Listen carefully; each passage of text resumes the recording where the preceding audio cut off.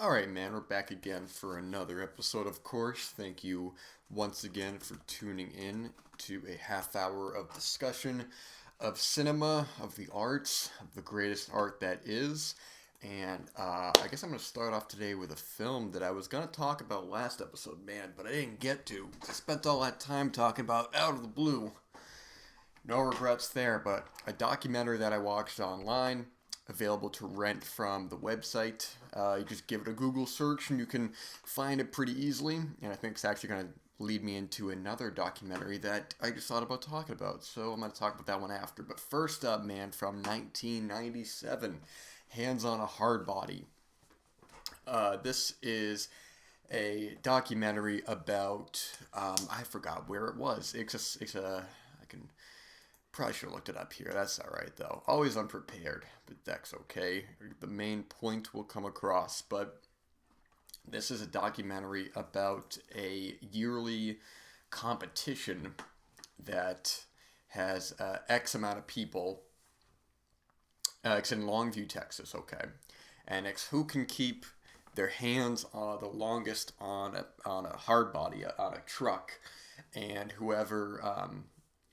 uh, whoever keeps their hands on the longest wins the truck, of course. And there's some breaks in between. They have some rules as well. It's like every hour they have like a 10-minute break or something like that. Every X couple hours they have a 15-minute break, something like that. And this is a documentary that you would think is not. On the surface level, you would think that it's just a what can you really gain from a film like this? It's just people with their hands on a car, and you'd be wrong to assume that, because this is surprisingly one of the most interesting and what's the word I'm looking for? Exhausting documentaries of just how far these people will go and how long they will go. I mean, you start to learn about some of these people, about some of their characteristics. We have one of the guys there who was a previous champion, and the animosity towards some of the other contestants about thinking that he shouldn't be allowed to participate because he has already won before.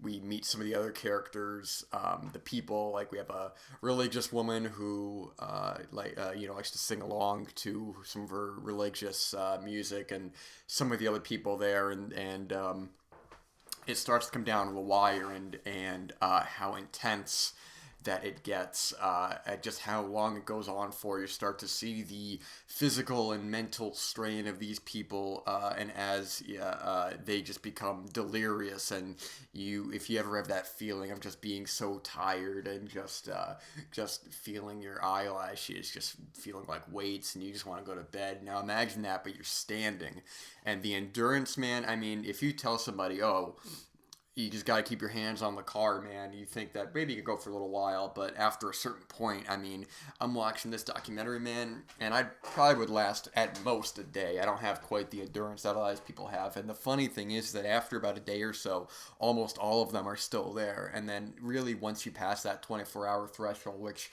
you just imagine standing there for 24 hours, just what do? You can only do so much. Even make small talk or read a book, or there's no iPods, or there's no mobile phones back then, or smartphones back then. So you bring X amount of tapes with you. You can only listen to so much. You can't go on Facebook or whatever the people go on. And just the strain that these kind of people are under, it's intense, man. And it just goes on, and you just see one by one they start to drop, and just when it comes down to a final couple people, man, I couldn't take my eyes off the screen. I really was just so pulled into the movie. I was like, who is gonna win this, man? Because once you start getting down to the last couple people, you start to really get more information about them and where they're coming from, because you have I don't even know how many people start off originally. I maybe 20 or so, maybe less than that, I don't know. But when you start to get down to the last couple, it's crazy. It leaves you on the edge of your seat. Who is going to win this Hardbody? And when it gets to the final two, man, when you actually get to who wins the truck, man, it's so, like, you feel like you can finally breathe. You can finally feel like this damn competition. It's intense, man. I could never do something like this. And I read online afterwards that something crazy happened later on, man, where in 2005, I believe, there was a controversy because one of the contestants was in the middle of it or something like that. He went to, like, the store and killed himself with a shotgun or something like that, man. I think that's why I think they stopped doing this because of that.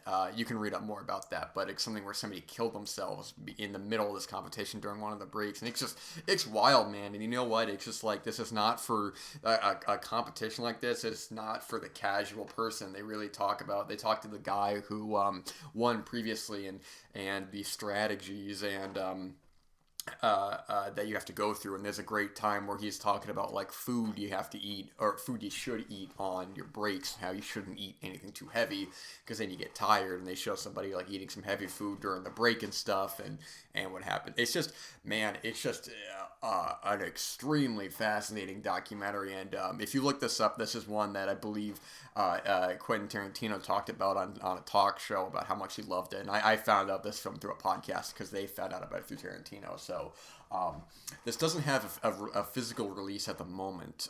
This is available to rent online, like I said, but I really hope this one gets a release at some point because of just such an interesting idea, man. I always think of the episode of My Name Is Earl when they have a similar kind of competition, and Earl loses pretty on, and actually he loses at the beginning, and he has to he does, and that's the main point of that episode is you have Randy and Catalina and at the end, and that's a good episode too. I don't know a lot about TV, but I'm a big fan of that show. But Hands on a Hardbody, this is a really, really great documentary. One I was talking about with The Bridge a couple weeks ago is that when you see a good movie, when you see a great movie, it's one thing. When you see a good documentary, it's something else. You can watch the first 9 minutes online, but oh, okay, I apologize. Apparently this does have a DVD. I'm on the website right now, and I might actually order this then. So you can find this online. I do apologize. That's my, I was incorrect about that, and I do apologize. So if you, this is one that definitely should be seen. I wonder if there's any bonus features on that. I'd love to see if some interviews with some of the people now and what happened afterwards, especially with, love to see what happened with the winner, how long that truck lasted after and all that. Yeah, man, great stuff. Big fan of this documentary, Hands on a Hardbody. And another one that I want to talk about, which I believe might be getting I believe is getting a Blu-ray at some point soon. I thought I saw something posted about it, but I don't quite remember. So keep an eye out if this next film, typing in something, hold on. If keep an eye out. I believe from OCN Distro might be putting this out.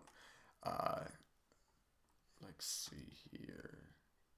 Anyways, this is a documentary from 1981. Someone listed it as a mockumentary. That's not true at all. Anyways, this is The Devil at Your Heels, about Ken Carter, the stuntman, who has this crazy idea, man, about wanting to, and it's been a little while since I've seen this film, so I apologize if I get some of the details wrong, but he wants to basically make a rocket-propelled car and jump over this this giant, like, lake from, it's like the border from Canada to America, and it's this crazy distance, man, and Ken Carter is a guy who is a very motivated person. He's somebody who knows the risks and the challenges and is not deterred, let alone the danger of it, somebody who is willing to just go out there and do these crazy things, and they show some of the stuff about him in the past, some of the horrible accidents he's gotten into, and how he just he's never deterred, he's never like put away. And the thing with the film is that it's about the construction of this giant ramp as well as actually doing the jump itself, because it's almost like if you believe in any sort of spiritual what's the word I'm looking for? Kind of force out there. And if you ever believe in signs of just like don't do something, I mean, if there's ever a sign to not do something, it's probably the situation, because once things are good to go, quote unquote, I mean, everything gets in this guy's way of doing this jump. The conditions of the ramp or the rain. They talk about how just little things, about how if it's too wet, they can't do it. How if there's any bumps, they can't do it, because it's a thing where they have to get the car X amount of distance before they can propel the rocket to then jump. And even with that, I mean, keeping it steady is one thing. You just watch this and you go, at any point when this car is propelling, it can just flip over on its side, man. It just kill you instantly. I mean, it's crazy. There's like I think there's like a parachute on it too, or something like that. But they just show how exhausting, like with Hands on Hardbody, how exhausting this is, and the process of just going through, of Ken Carter not being dissuaded. And you meet a lot of interesting characters in this. I mean, Ken Carter himself is a really fascinating guy. He's just even at one point in the film when something goes pretty bad, not physically, no one's well, he's not injured, but something goes wrong that he didn't intend, and we see him at his angriest. Even still, he goes, well, you know what, we're going to go back, we're going to try it again. And you just, the whole time you're watching, is he going to make this jump? Is this jump going to happen? And you got to watch this film to find out. But I would love to have seen a follow-up documentary about this, because, later on, not even that long after this documentary came out, I think, actually, I'll look it up here because I have time. But Ken Carter did eventually, I guess it's also the name of from Coach Carter, very different, the Sam Jackson film. But let's see. So Ken Carter did die later on in '83. So actually only 2 years after this documentary came out. And the thing is that what's interesting about Ken is that, so he died doing another stunt, and while it is tragic and obviously sad, and it's a thing where Ken is a guy who knew all the risks of every time if you're a stuntman and you're a daredevil or something like that, you know the risk every time, so you can't really be surprised if something like this happens. But it's one of these things where it's almost like, if he's gonna go out, man, he's going to go out doing what he loves. And every time he knows the risk. He knows that could be his last time. And eventually it was his last time, and that's just a lifestyle. But it's sort of like, it is very sad, but it's also bittersweet of just, you know what, man, he's going out on his own terms. And it is tragic, but it is very fitting. It would have been nicer not to go out at all, not until, old age or anything like that. But it's sort of like, hey, man, he knew what was going on. He was fully aware of it, and he still did it, and that's truly brave, man. Ken Carter was a one-of-a-kind guy, and he's just such an interesting guy. I've heard some comparisons about this to something like American Movie, where you have characters in that, man, and how eccentric they are and how interesting they are. And I don't think that's a totally fair comparison, because it's two different kinds of films, and I think that the characters, the people in this film are they're a different kind of uniqueness. I mean, that's a film that takes place in Milwaukee, and this is a Canadian film. But there are some very interesting side characters in this. There's a really funny duo in this film. I think it's like a father and son, and they're the ones who are making one part of the rocket, or making one part of it, and they're talking about how there's no way this can fail. There's no way. And then they cut to something else of it failing, and they go back and to them. They're like, well, here's what we did wrong. Here's how we failed at this. We may have gotten some of the projections wrong on this, and this is very funny little moments like that. It's like not intentionally, these kind of people who are just naturally charismatic and naturally say funny things that when you put it together in a film like this, when you edit it all together, it works. But so like I was saying before, man, this is a film that it is coming to Blu-ray at some point. I'm pretty sure I read that. In fact, by the time that if you're listening to this in the future or far in the future, you probably already have it on Blu-ray or something like that. So at the time of recording this, it's different. But um, I did watch this on YouTube because I think this was only available currently on VHS, unless I'm wrong about that. Like I was with Hands on a Hardbody, but if there's a way to obviously pay to watch it, then you should. I couldn't find a way, but this is one that I definitely check this one out, man. I think that the Hands on a Hardbody and The Devil at Your Heels are both two documentaries about determination and about just these eccentric people that I like these kind of outsiders who would not get who if they made a narrative or should I say if they made a cinematic film about these people, it wouldn't really do it justice because you'd be afraid of the actors in question overplaying it or going to being too worried you'd be making fun of these people. And I actually, with Hands on a Hardbody, I think there was a musical made out of it as well, which I'm curious about that. But I think these are both two very interesting documentaries about determination, and I just think that both are very underrated. I don't really hear. I mean, I heard about the Hands on a Hardbody from the podcast, which then heard it from Tarantino. But Devil at Your Heels, I don't really hear anybody talking about. I think barely cult fans know about it, but yeah, it's one that definitely should be checked out, man. What I love about both these documentaries is that you really are on the edge of your seat until the conclusion, where you're wondering how it's going to happen, what's going to happen, and both are interesting conclusions, nonetheless, to say. But yeah, definitely check out both these, man. They're very good.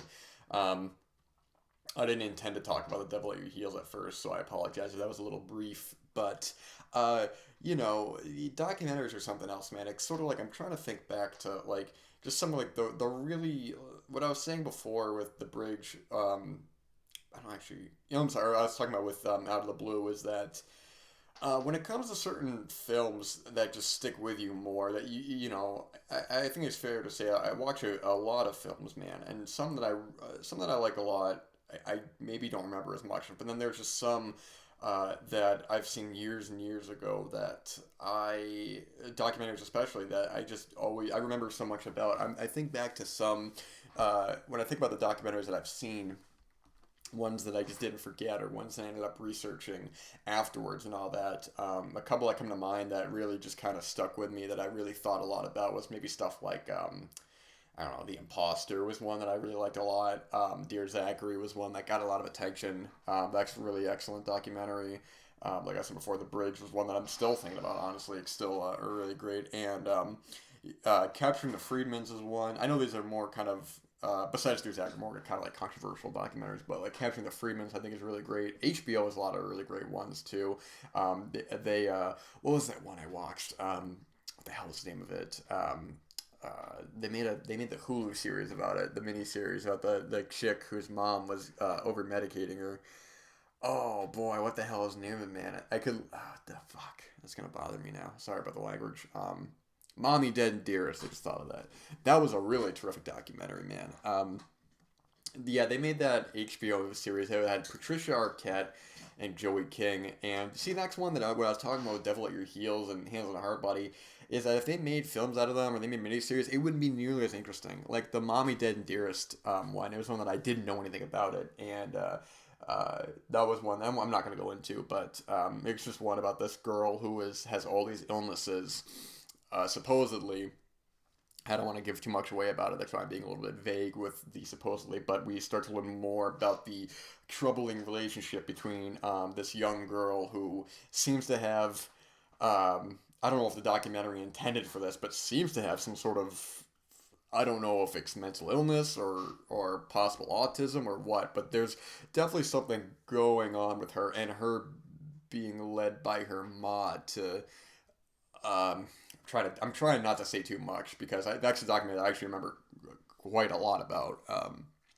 But that's a film that's interesting with the first and second half. The first half that's going one way, and the second half we start to dive in more into the troubling relationship, and then another person enters the picture and how difficult the situation gets, and the conclusion of that. That's a great documentary, man. The more I think about it, that's one that I don't really hear. I've never heard anyone talk about, and I guess probably got some attention because of the HBO, the Hulu miniseries. I don't even remember what it was called. To be honest, it was uh, couldn't tell you. I don't know, man. I don't watch miniseries. I don't watch TV. I'm more interested in the actual real life stuff, like in terms of not real life stuff being the documentary part of that. Even when it comes to miniseries, not people, the trouble with people recommending stuff. Movies, I'll watch anything anyone recommends. Like I was saying before, no matter what it is, I'll watch any movie you recommend, man, because I want to watch. I want to watch stuff that I wouldn't normally watch. That's why, when it comes to some documentaries, like yeah, I eat a lot of meat. I'm a carnivore.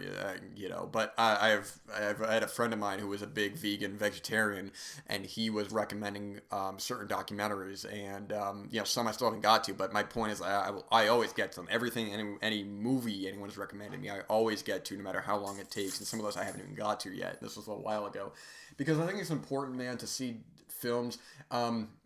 Films, yeah, but documentaries especially, that you wouldn't normally see it on your own. I think it's important to see documentaries of topics that may seem frightening, or you may be turned away. Like, hey, man, I love eating meat and stuff, but I don't believe in certain parts of the process. A lot of like factory farming and stuff. I think it's very troubling. I think it's good to know, to get a perspective on this, because if you're only looking at diehards who are only see the benefits, and say there's no negatives of eating meat or not eating meat, and then you don't even do your own research, then you're going to be so blinded. That's why, when people have this idea of just like, when people are like, I don't know, pro or anti-vegan or anything like that, they only look at like the extremes of one end or the other of, it's bad to only eat meat, or it's bad to not eat meat and stuff. And it's just like, man, that's why I like to make my own conclusions about it. That's why I want to see documentaries about that, which is why I have a problem with something like, a documentary that I still think I might do an episode on, controversial or documentaries like that. But, Earthlings was one that people have said, if you watch this film, or you watch this documentary, you're going to become a vegan. And to me, that's very intriguing. I'm like, okay, let me see what's going on with this. And I watched it. And, if you're not familiar with Earthlings, let's talk about Earthlings. Why not? I got time left. Earthlings is a documentary that came out in 2005, I believe, narrated by Joaquin Phoenix, who is a big vegan, animal rights kind of person. And it's a documentary that's basically all animal cruelty. I mean, it's pretty wild, man. They talk about the different processes of just like factory farming, and people who skin animals for fur and stuff, and like carnivals that, or not carnivals, like the circus that like abuses animals and stuff like that. And you watch it, and the thing is that the film is very shallow, because on the surface, yes, it is very, you're watching, it's almost 2 hours. It's practically nonstop animal cruelty, and it's troubling to watch, man. I mean, it's all kinds of animals being abused, and just being beaten on and just killed, and it's horrible, man. Hey, man, I love eating meat, but I don't believe in, this is a straight up cruelty, man. Obviously, it's awful. I don't think anyone's gonna really, argue with that, unless they're into that sort of thing. Which, if they are, then fucking just gun them down in the streets, man. Actually, I believe drug dealers and animal abusers, just gun them down, man. No trial. They're just fucking scum of the earth, man. But the problem with the documentary is that I'm not really getting a lot of two big problems. One, I'm not really getting a lot of information. Why should I stick to? Why should I go to a plant-based diet, or why should I not eat certain meat? Obviously, factory farming and all that is bad, but the documentary is just going, well, look how bad it is. Okay, how about the health benefits, man? How about, here's why you shouldn't, because maybe your cholesterol is too much this, so they put certain GMOs in the food and stuff. The documentary never presents any of that. It only presents the surface level awfulness that goes on with it, which, yeah, it's awful, man, but I need more than that, man. It's just like, what is the context of the situation? And two being that a lot of the footage they're showing is I mean, this is documentary, man. It's 2005, but this footage they're showing is all it's very old footage. It's from like maybe not very old, but like it looks like the 70s and 80s and stuff. And obviously, yeah, that's processes have changed, not changed as much, as it should have, but it's sort of like, man, I want to see something more contemporary with a lot of this stuff. How's it affect, what's going on now with a lot of this? And even 2005 is dated, that's, 17 years ago. So what steps have changed and not changed now? And the documentary never provides any of that. It's just, it's very shallow, just going, look how bad this is, just don't have any sort of context, any situation. I mean, I think in general, circuses and stuff aren't really, I mean, are animals still used in circuses? I have no idea. The documentary doesn't present any of that. It just shows you how it was, and, I'm not somebody, I don't like going to zoos, I think unless the animal is being protected and like on a government, preserved land. I don't believe in capturing animals and just putting them on display like that. Shit, man, look at Timothy Treadwell, man. You have the documentary Grizzly Man. He died. People forget that, even though he died, but, spoilers, I haven't seen that documentary. Actually, that's not even a spoiler. They tell you at the beginning, so, but him and his girlfriend was tragically mauled by bears. And that's awful, but people, I don't think, realize or forget that they were on government-owned land. The government they took those bears aside and to make sure that they were protected. So the fact that they went by, really just Timothy went by that. They talk about the documentary how the girlfriend didn't really want to be a part of that, but how he went out of his way to break into this land or go past this area that he shouldn't have been to begin with. So it's just like, it's tragic that he died. And I think Timothy, which was another great documentary as well, Timothy Treadwell was a very interesting guy. And Grizzly Man is actually a great documentary by Werner Herzog, which you can do a whole episode on just his documentaries, man. Or just, man, Herzog is one of the greatest filmmakers, period, documentary or cinematic. I haven't seen as many of his cinematic works. I've seen mostly his documentaries, but like Fitzcarraldo is a big one that I haven't seen. I know it's, I know it's considered a big film. Because it's funny, I've seen Birdemic Dreams and My Best Fiend, but anyways. But Grizzly Man is interesting, that sort of person who has good intentions, and I think Timothy Treadwell had good intentions, but his, I don't want to speak ill of the dead, because I don't think it's right for me to say. I'm just a film fan. I'm not trying to. But my point is that I don't think, Timothy, even though he had good intentions, I don't think, obviously didn't think things through, and even when in a situation like that, when a bear is being protected by the government, just to let roam free. When I say protected, I don't mean like, cooped up or anything like that, but is, taken care of and stuff, and just wasn't, it didn't look into it more than that, just the surface level. But that's a whole other conversation. I don't have as much time left as I thought, but Earthlings, I'll come back to at some point. I have more I want to talk about with it. Like I was saying, I'm kind of interested in doing a controversial documentary mini-series in a way, because like I said before, I think controversial documentaries are far more interesting than controversial films, because a film can be controversial primarily for content or sometimes for production stuff, things like Clown House and stuff, but documentaries are different because there's so many of just whether it's misinformation or content or reaction or anything like that. I find a little bit more interesting of just, and especially the reaction and fallout of a documentary of something like I still think about the documentary I saw, Tickled, which I think is just one of the most, it's one of the funniest but also scariest documentaries I've ever seen, because unlike a cinematic film, I mean, it's just frightening, man. It's just how far some filmmakers are willing to go.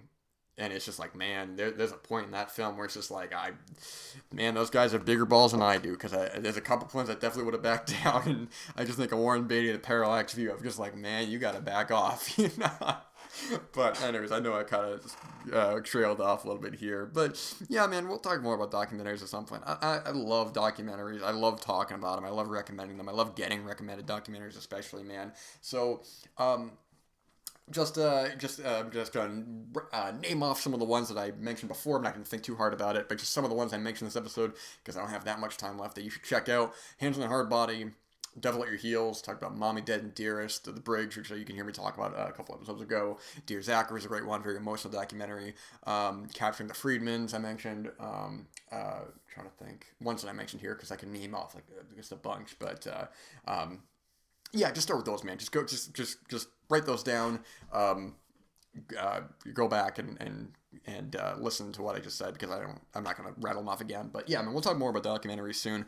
I don't have that much time left, trying to keep it under a half hour, so I'm gonna speed on through this. I hope you're all having a fantastic week, man. I hope you are working hard on your art and on your passions, man. Do not get distracted by the nonsense of daily life and nonsense of unmotivated people around you. Watch more films, take in more art, work on your art. Work on your passion, man. Drink coffee, drink tea, have a good time. Be cool to other people, man. Don't be a dick. Be nice. Be all that, man. Thank you again for listening, man. I hope that this last 30 minutes has fulfilled your day, and I hope you fulfill someone else's day. Until next week, guys.